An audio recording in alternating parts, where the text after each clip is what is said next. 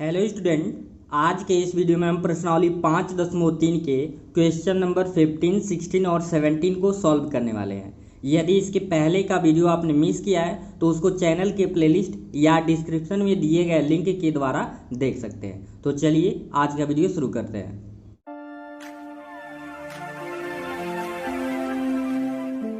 Question number 15 आप देख रहे हैं, इबारती है, बहुत बड़ा दिखाई दे रहा है, लेकिन ये बहुत ही सिंपल क्वेश्चन है।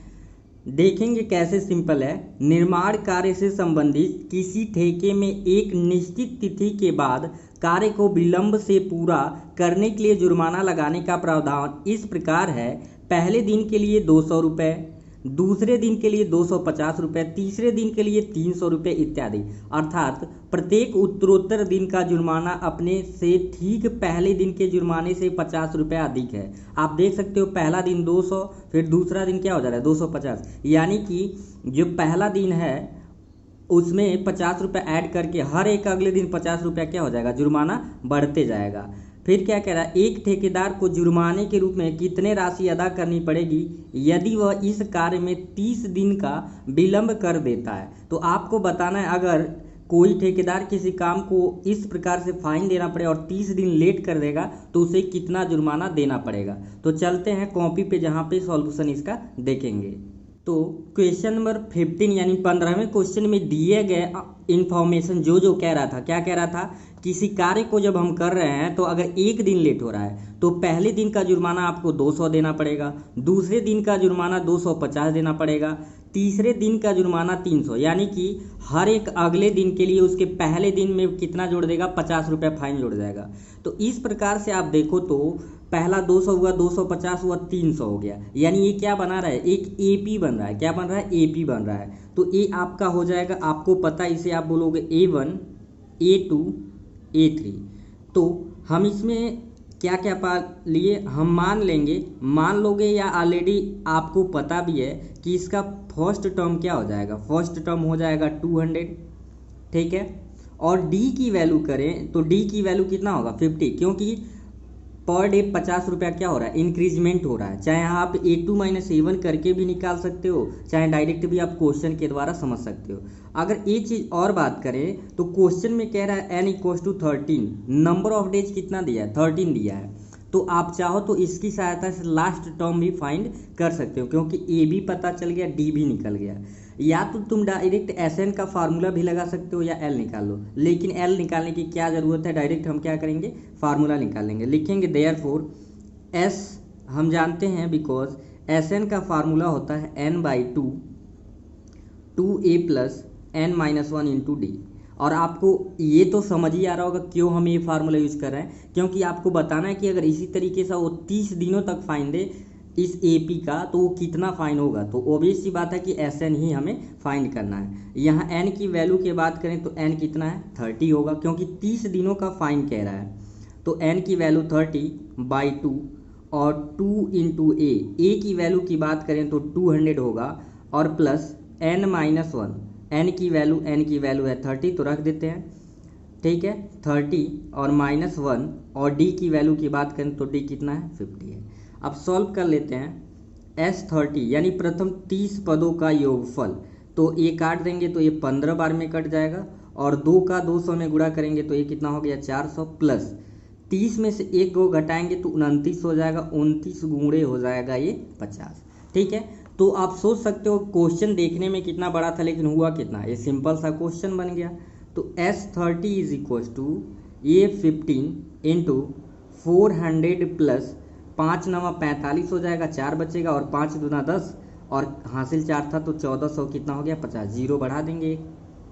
तो S30 = 15 इन ब्रैकेट, इन दोनों को जोड़े, जीरो में जीरो को जोड़ेंगे तो जीरो ही होगा, और 5 में जीरो को जोड़ेंगे तो 5 होगा, 4 और 4 हो गया 8, और बचा आपका फाइनली 1 बचा, ठीक है। आप गुणा कर दीजिए, आपका आंसर आ गया। तो 15 से जब आप यहाँ पे गुणा करोगे, 15 से 1850 में गुणा करोगे, 27,750 आ जाएगा। कितना आ जाएगा, 27,750 रुपये आ जाएगा। आप गुणा करके चेक कर सकते हो, ठीक है। तो ये उस जो व्यापारी था या जो आपका ठेकेदार था उसे कितना देना पड़ेगा, 27,750 रुपया कुल 30 दिनों का फाइन देना पड़ेगा। ठीक है, तो आई होप आपको ये बहुत ही अच्छे से समझ आ गया। अगर कन्फ्यूजन हो तो आप रिपीट करके एक बार देख लो या आप कमेंट सेक्शन में भी पूछ सकते हो।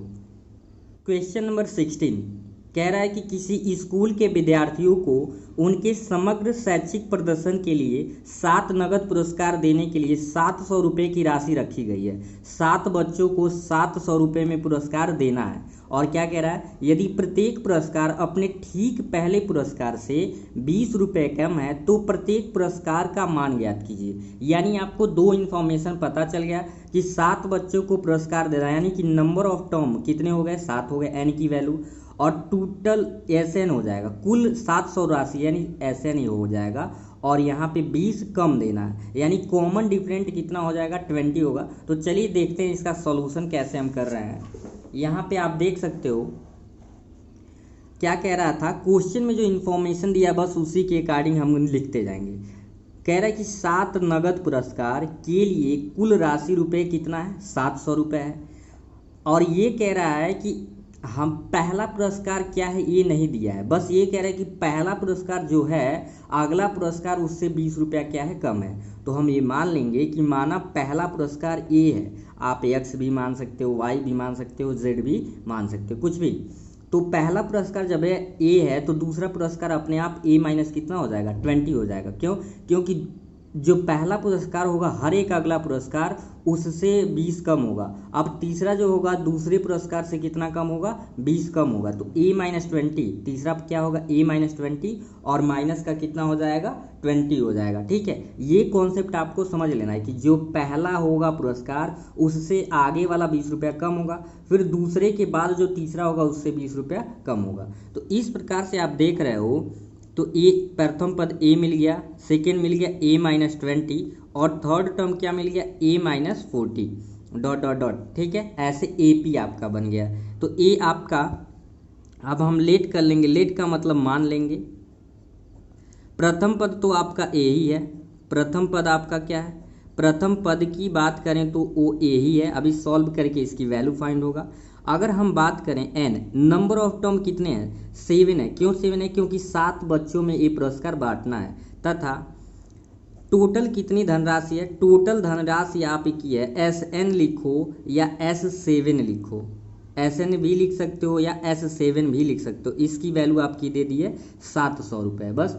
अब इस इंफॉर्मेशन के अनुसार हाँ एक चीज़ और बताइए, अगर D की वैल्यू की बात करें तो D कितना होगा, 20। चाहे आप A2 माइनस A1, अगर इसे A1 मानो, A2 मानो, A3 मानो, क्यों 20 होगा, क्योंकि कह रहा है कि हर एक पद में 20 का क्या है, डिफरेंट है। तो आप ऐसे भी निकाल सकते हो, a माइनस 20 माइनस ए, तो ए से ए कट जाएगा, आपका क्या बच जाएगा, 20 बच जाएगा। ओ भी प्लस का होगा कि माइनस का, तो ये होगा आपका माइनस का 20। चलो निकाल के दिखा देते हैं, A2 माइनस A1, तो A2 की वैल्यू है a माइनस 20 और A1 है a, तो a से a जब कैंसल आउट हो गया तो ये कितना आ जाएगा, माइनस का 20 आ जाएगा। तो आई होप आप इतना समझ लिए हो। अब हम लिखेंगे because Sn equals to n/2 in bracket 2a plus n minus 1 into d. तो Sn की वैल्यू है 700, n की वैल्यू क्या है 7/2 इन ब्रैकेट 2a, a की वैल्यू हमें पता नहीं लेकिन n पता है 7 माइनस 1, और d की वैल्यू कितना है माइनस 20। तो ए भी देखने में कठिन था, लेकिन जब आप कॉन्सेप्ट पूरा समझ लोगे क्या मानना है तो उसके बाद से अब ये हो गया इजी। तो 7 से इसको काट देंगे, 100 टाइम में कट जाएगा, ये बचेगा 1/2 इन ब्रैकेट 2a। 7 में से 1 को सब्ट्रैक्ट करेंगे तो 6, और 6 का 20 में जब मल्टीप्लाई करेंगे माइनस का 100 कितना आ गया 20। ये समझ लेंगे। 7 में से 1 को घटाया 6 बचा, और 6 का जब माइनस 20 में गुणा करेंगे तो माइनस कितना हो जाएगा 120।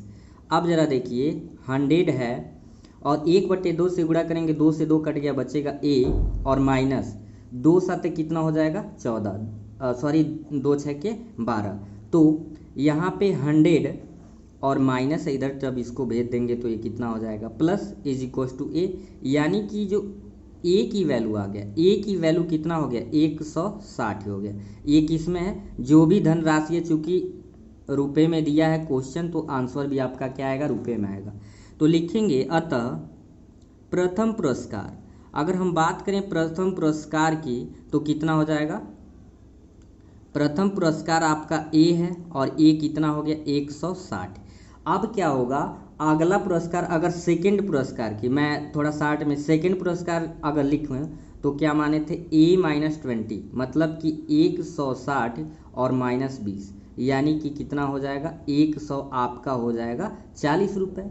अगर ऐसे ही हम थर्ड पुरस्कार की बात करें तो थर्ड पुरस्कार जो आपका होगा A- कितना था 40, यानी कि आपका ये हो जाएगा 160 और माइनस का क्या होगा, माइनस का होगा 40, तो ये हो जाएगा 120। तो इस तरीके से आपको फोर्थ, फिफ्थ, सिक्स्थ और सेवेंथ वाला आप क्या करना है, निकाल लेना है। निकाल के आप आगे के जितने हैं फोर्थ, फिफ्थ, सिक्स्थ और सेवेंथ बताना है कि वो पुरस्कार की क्वांटिटी यानी कितने रुपए उनको मिलेगा। ठीक है, तो हम चलते हैं नेक्स्ट क्वेश्चन पे। आज के इस वीडियो का लास्ट क्वेश्चन कह रहा है कि एक स्कूल के विद्यार्थियों ने वायु प्रदूषण कम करने के लिए स्कूल के अंदर और बाहर पेड़ लगाने के बारे में सोचा।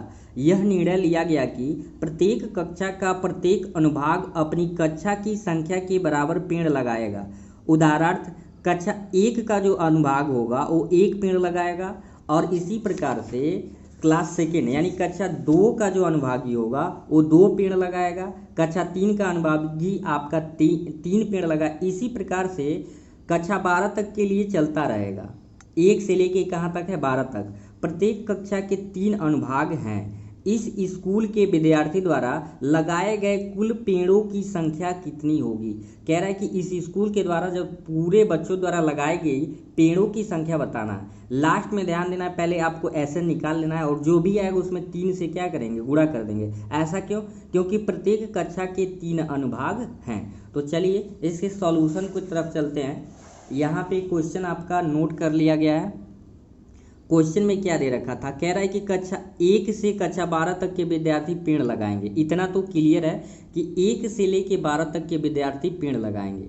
और दूसरा क्या कह रहा था, तथा प्रत्येक कक्षा के अनुभागी अपने कक्षा के बराबर पेड़ लगाएंगे, यानी 1 का विद्यार्थी 1 पेड़, 2 का जो विद्यार्थी क्लास 2 के पूरे बच्चे मिलके 2, 3 के 3, 4 के 4, 5 के 5। तो इस तरह से 12वां विद्यार्थी कितना लगाएगा, 12 लगाएगा। तो आप देखो तो ए हो गया A1, A2, A3 और ए क्या हो जाएगा, L हो जाएगा या AN हो जाएगा। ठीक है, तो इससे हमें क्या मिला, ए की वैल्यू मिल गया 1, एंड अगर हम बात करें डी भी तो क्या होगा 1, क्योंकि 1 2 3 4 क्रमशः है।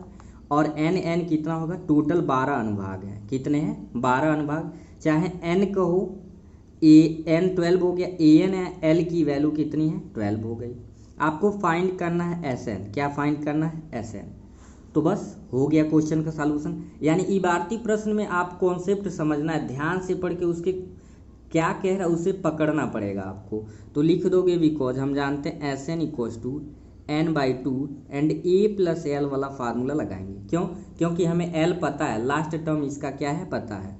तो S N is equals to n की वैल्यू है आपका 12/2 और a की वैल्यू आपकी बात करें 1, l की वैल्यू कितना है 12 है। तो इस प्रकार से ये कट जाएगा, एस एन इक्वल्स टू ये 6 हो जाएगा, 12 1 13, 13 6 के कितना हो जाएगा 78। तो ए तो मतलब 1 से 12 तक के एक एक सेक्शन द्वारा लगाए गए पौधे हैं। तो लिखेंगे अतः कुल पौधों की संख्या, कुल पौधों की संख्या।